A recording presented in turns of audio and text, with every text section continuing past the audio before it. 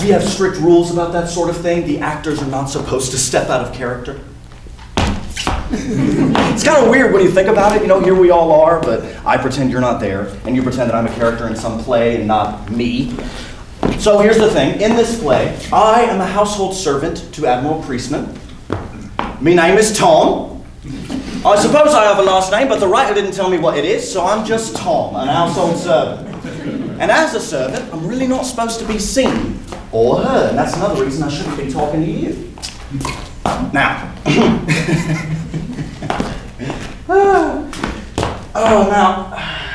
there's all that rot on Downton Abbey about lords and ladies running downstairs to apologise to some servant that they've offended. I don't think that ever happened.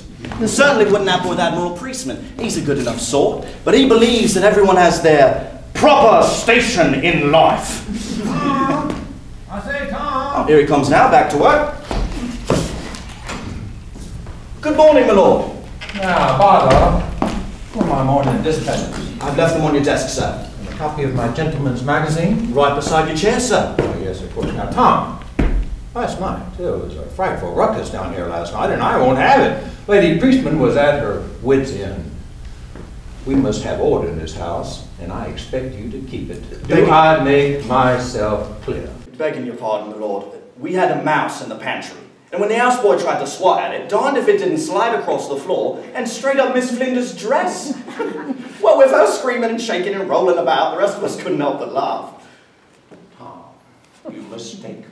I did not ask you to give me the reason for the boo-haw. I asked you to make sure that there's no repeat of it.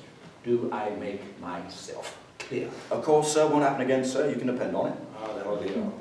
Oh, Tom. Mr. Howard, the man I told you about, has promised to come this morning. Show him in when he arrives. Of course, my lord. So here's the great thing about being a servant. You really are invisible. You and I can have this little conversation, and the Admiral will no more take note of me than a bird outside the window. It's something like being a ghost.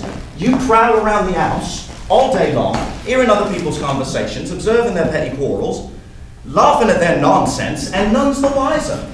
I like being invisible. The other great thing about being a servant is that you never have to think for yourself. We all just do what we are told to do. Now, I know you think that liberty and equality are your natural-born rights, but I don't believe in all that claptrap about the rights of man. Freedom is a burden, if you ask me. Look at what's going on in France. They want to get rid of their king and install a people's republic, but my guess is they'll just exchange one pack of tyrants for the other. Why, the first thing the rabble did was tear down the Bastille and let all the rogues back on the streets. And there's no more bread in the bakeries now than there was before the start of the revolution. Yeah, they're getting their freedom in Paris. Freedom to starve and be murdered in the streets. Let me be a servant in a good house, with a warm bed, and 3 square meals a day. Suits me just fine. I believe our guest has arrived.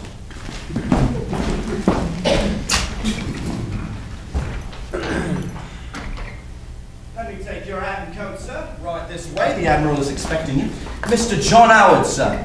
Come in, Mr. Howard, and warm yourself by the fire.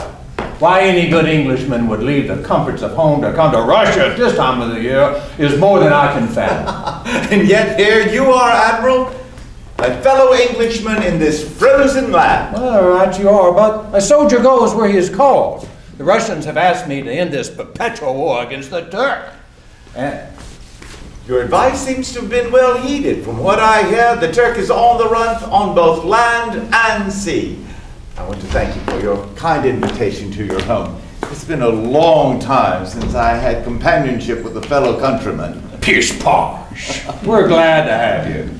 I hope you found your lodging satisfactory. Oh, I have no complaints. After my days on the road, a warm fire and a comfortable bed is like heaven itself. You must note that all of us here at Kirchen have been looking forward to meeting the great John Howard. Your reputation as a humanitarian precedes you. Oh, the great John Howard. You know, Admiral, that I spent my youth carting vegetables through Smithfield Market. I had no idea. Yes, I don't think anyone thought that I was on the path to greatness then, least of all myself. My father had made his fortune in trade, but he wanted his son educated as a gentleman. But I proved to be such a sorry student that he soon apprenticed me out to a greengrocer.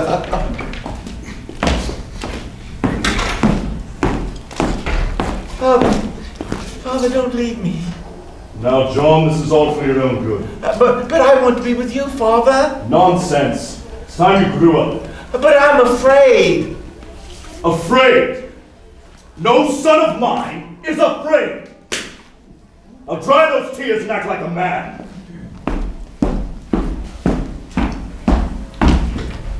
Seems like your father was a hard man, Howard. He did not spare the rod, I can assure you of that. But my father was right. It was time I grew up. But I was such a restless boy. I'd rather be rolling my little cart through the market than sitting in the classroom anyway. But my apprenticeship did not last long. My father died soon thereafter, and his fortune was settled on my sister and myself. I used my inheritance to buy out the rest of my apprenticeship and set myself up as a gentleman. Well, you beat the old man in the end. Oh, no, in the end, he had his way. How do you mean? Well, I tried to live a life of leisure. Bought myself some fine clothes. Made the grand tour of the continent. Saw everything from Paris down to Rome. But I don't write, and I don't paint anything either, so in the end it was all a bit of a disappointment. No, I'm afraid my father's plan for me worked only too well.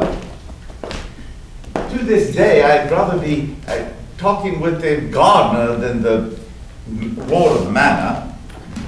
Well, I hope you don't mind having a conversation with me.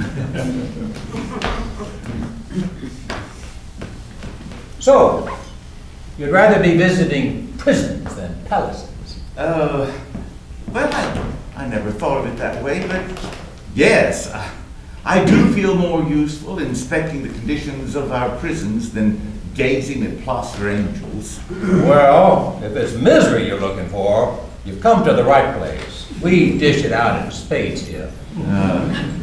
So I've seen. I spent the last several weeks inspecting the Russian hospitals from St. Petersburg to Moscow to Kremenchuk. The condition of the men is among the worst I have ever seen, and I am no stranger to human suffering. The men are all laid out in the wards. That there's hardly any medicine for them or nurses to tend their wounds. The wards are filthy, crowded, and filled with the stench of rotting flesh. Surely you've seen it, Admiral, and how can you tolerate it? Yes, it's a filthy mess. But that's war, isn't it? But surely you would agree, Admiral, that we need to provide decent medical care for our wounded, if for no other reason than to fill our ranks for the next battle. Well, of course I want our men to receive proper care.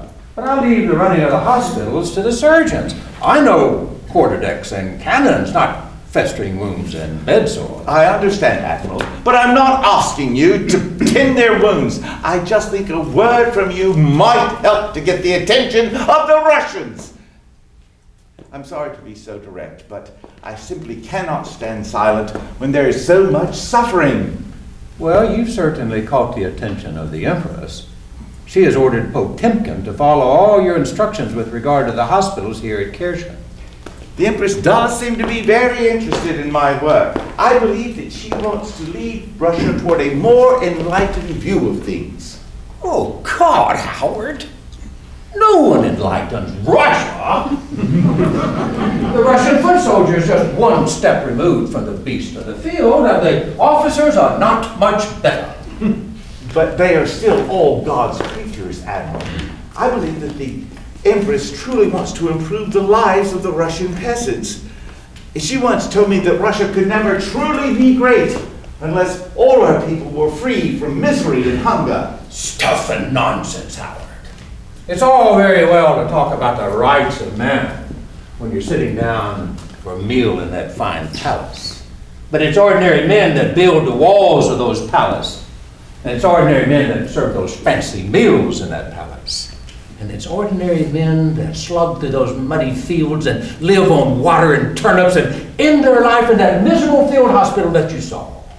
And if those men ever decide to point their bayonets elsewhere towards their own officers, and they decide that they want to sleep in that palace, then you'll see what the Empress truly thinks about the rights of people. Oh, anyway, ranting against the rights of man again. He's quite convinced that any act of mercy might undo the social order. Now, might we call a ceasefire long enough for you to introduce me to your guest? This is Mr. John Howard, of whom you've heard so much. This Mr. Howard is my dear wife, Maria. Oh. You'll find she is quite your admirer. It's such a pleasure to meet you, Mr. Howard.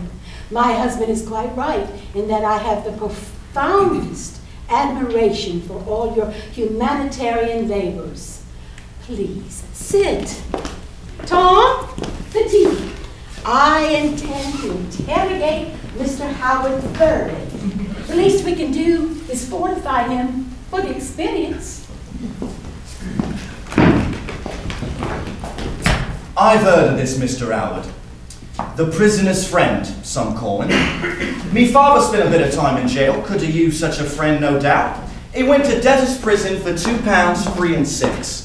I've seen my lord spend as much in an evening on brandy and cigars, but £2, 3 and 6 is not easy to come by in a working man's house. A brewer's dray ran over me father's foot, put him out of work. He was off the docks for 6 months. It took me mum a year to pay that £2, 3 and 6. What with washing the neighbor's clothes, little odd jobs we lads could pick up. I went into service at 8 years old myself, and I was glad to get it. Without this job, I might have wound up in the King's Army, and like as not been rotting away in one of those field hospitals. Now, you must tell me all about your work. What made you take such an interest in prisons? Well, I was telling your husband earlier that my father left me with a comfortable fortune, but I wanted a vocation. Oh, I'm afraid my first attempt at humanitarian efforts ended somewhat disastrously. You've heard of the great earthquake of Lisbon. Oh, well, indeed I have. The descriptions in the press were horrifying. Well, I was young and unencumbered and thought I might do something to help relieve the suffering of the survivors of the earthquake. So I gathered together some supplies and some medicines and booked passage for Lisbon. Ah, and were you able to be of assistance to the survivors? Not in the least, I'm afraid. Our ship was seized by a French privateer and we were all crammed into this disgusting dungeon in Brest. 80 of us in a space that was originally designed for no more than 4 and 20, and we nearly died for want of food and water. But the French commander, seeing from my clothes that I was a man of some means, thought he smelled profit in me. Who would have thought that a well-tailored coat could be the salvation of us all? But he told me that he would release me on my promise as a gentleman that I would send him my ransom when I reached England. And so I did, but I could not rest until I had secured the release of all the crew and the passengers. So, although I may have been of no help to the Portuguese, at least I might have provided some small service to my fellow countrymen who otherwise might have died in a French dungeon. Well, I never knew you had been a prisoner yourself. So it was your sympathy for the prisoners that was stirred by your time as prisoner of war? Well, no, at least not immediately. After that ordeal, I wanted nothing more than to return to the simple life of country living. Our estate is in Covington, near Bedford. I took an interest in the management of our estate, and then I took a wife.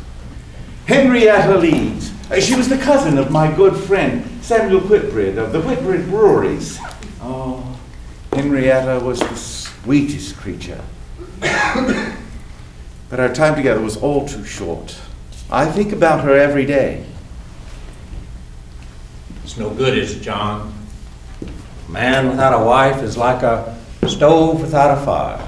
I don't know where I'd be without my dear Maria. It was a very hard time for me. But I just felt that God must have some purpose in all of this. I just kept doing things. I looked after our estate and our fields, and then I made some improvements in our tenants' cottages. I could always hear Henrietta's voice. It's no use our praying for people in faraway countries when we can't even take care of our own neighbors. But I just felt that there was something more that I should be doing. Oh, I should have liked to have met your Henrietta, Mr. Howard. I'm sure she would have been very proud for all that you have done. You have no children? Oh, yes, one, a boy. Oh. Henrietta died shortly after he was born. And the boy? Jack. So Jack stayed with you? Yes, until it was time for him to go off to school.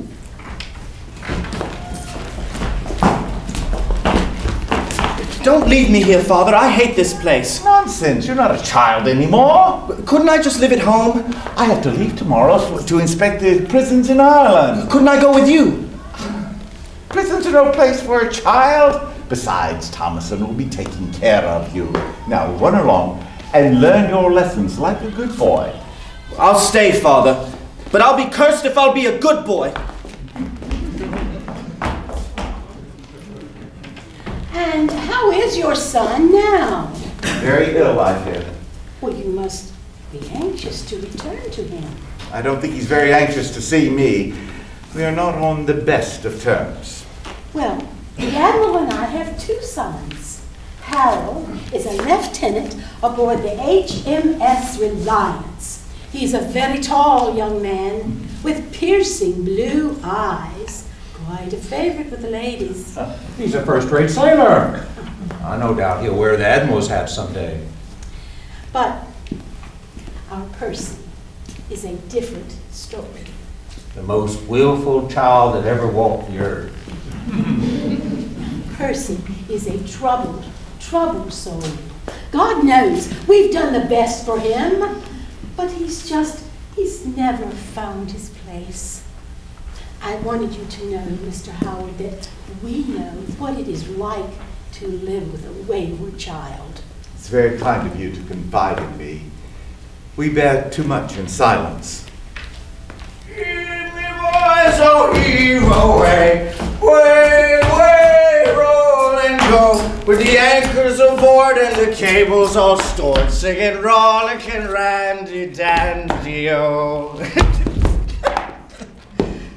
What are you staring at? You're drunk. So what if I am? Oh, you listen to me. I am your father. Thanks for reminding me. I'd almost forgotten. Oh, don't you dare turn your back on me. Oh, but dear Father, isn't that exactly what you did to me?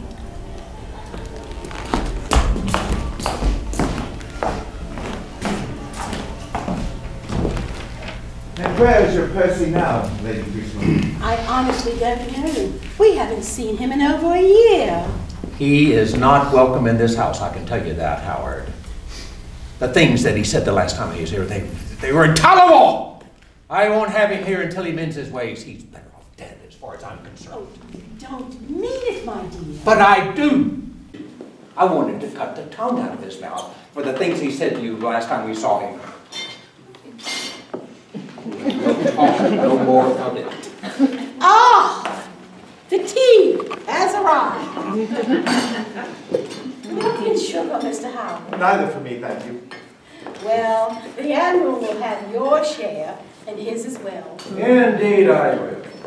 They are on short supply at sea, and I'll take a double portion on that.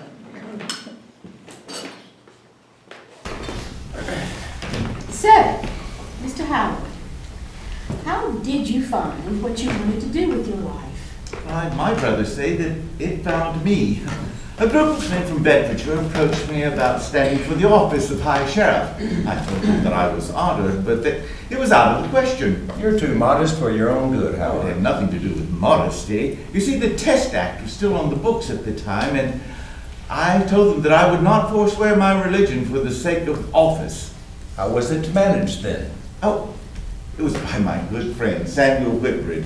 He assured me that attitudes had changed within the Church of England and that there would be no investigation into my religion. So, I took the oath and was sworn in before the magistrates. Now, one of the responsibilities of a sheriff is the maintenance of the county jail.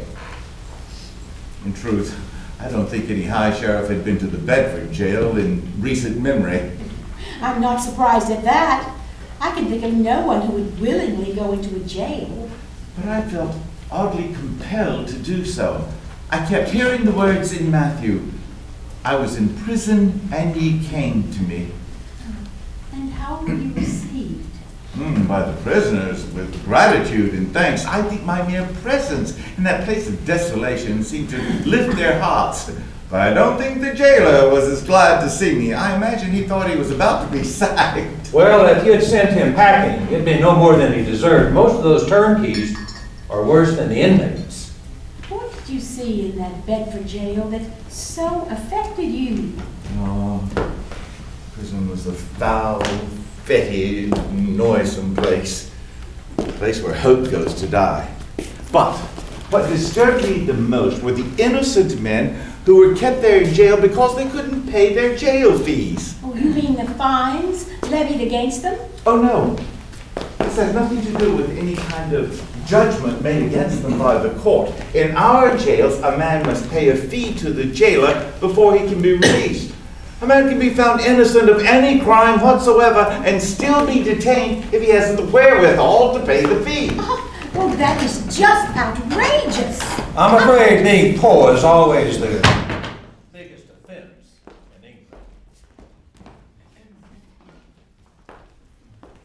Listen, Howard.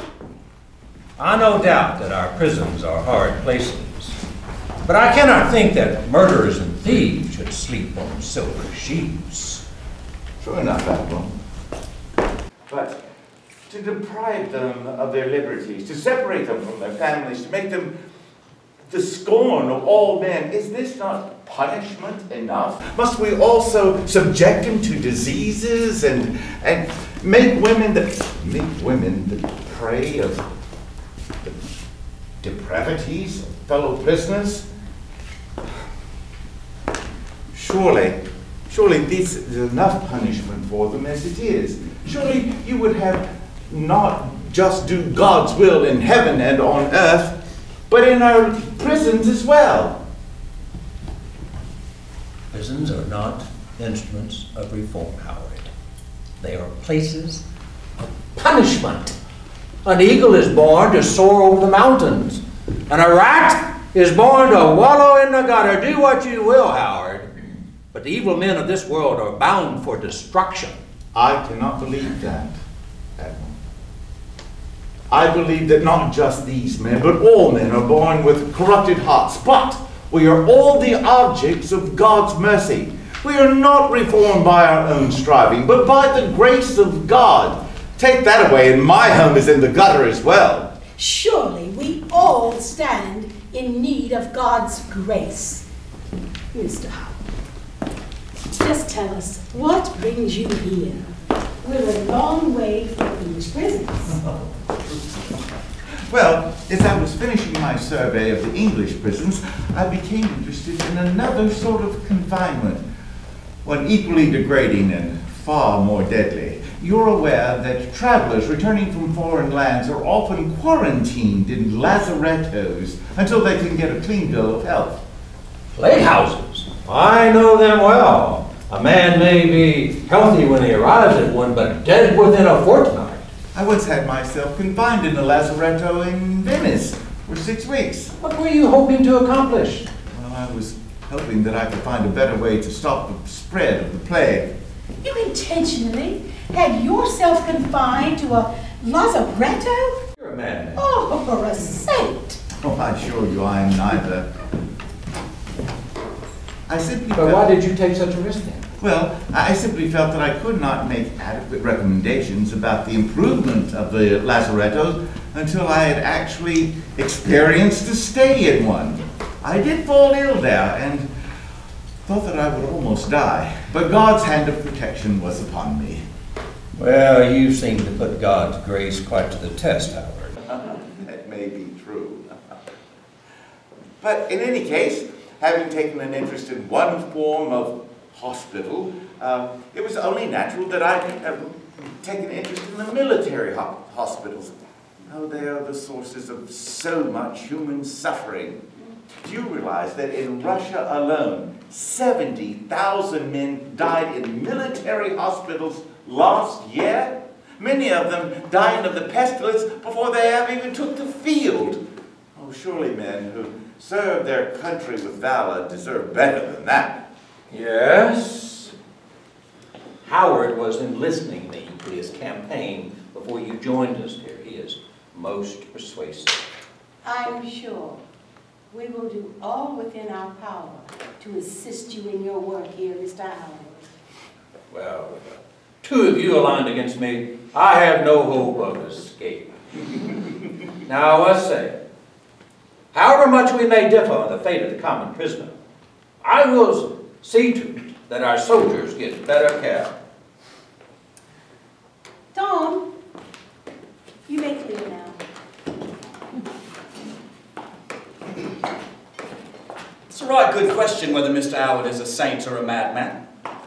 I've seen pictures of the saints. Teared apart by lions, shot full of arrows, crucified upside down.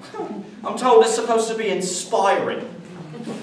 I could never make out the point of dying for a cause. Better to live and fight another day, I'd say.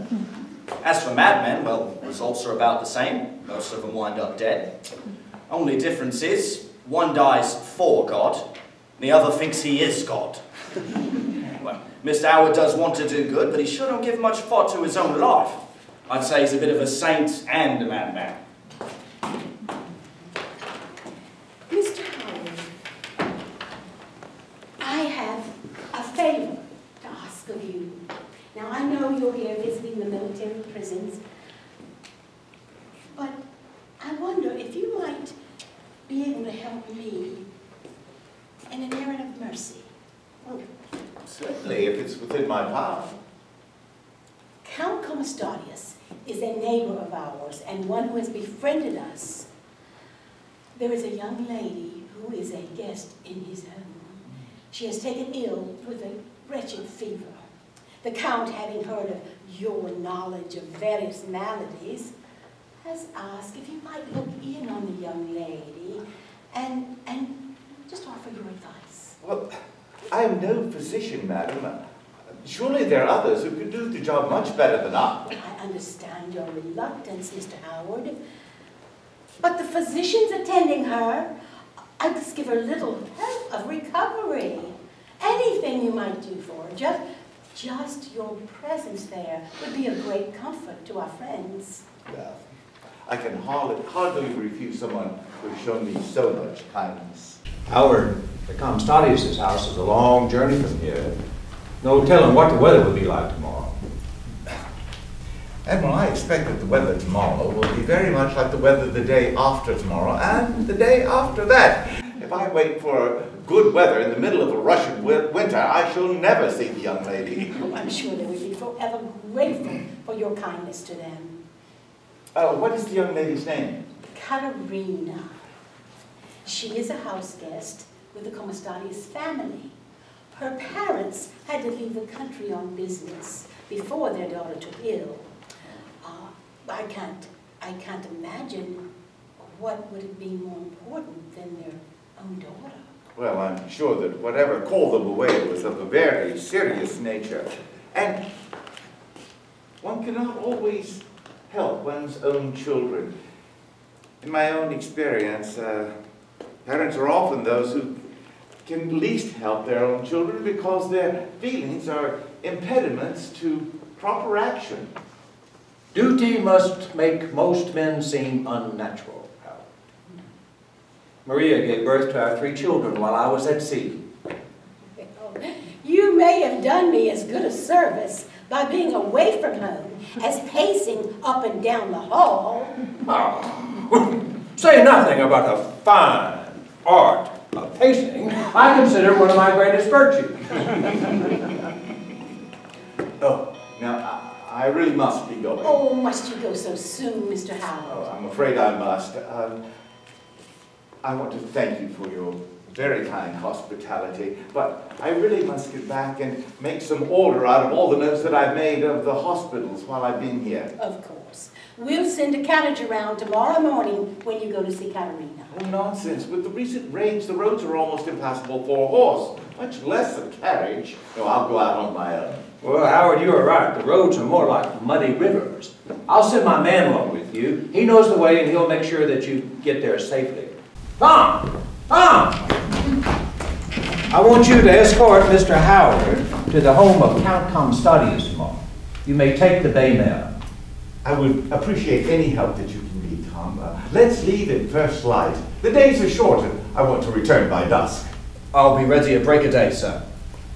It's been a delight to speak with you, and I'm so appreciative of your willingness to see Katerina. She's such a dear girl. Please do what you can for her. Of course. And come see us again soon. It'll be my pleasure.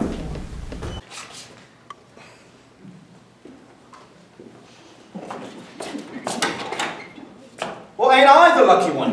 A ride in the freezing rain with Mr. Howard to start me day. At least I'm young. I wonder if the old man's up to it. He's at least 70 if he's a day.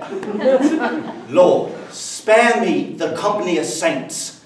Them that adores them, most likely never seen one for real. It don't take tuppence to light a candle for one. But you must rise early and face a bit of wind to ride at one side.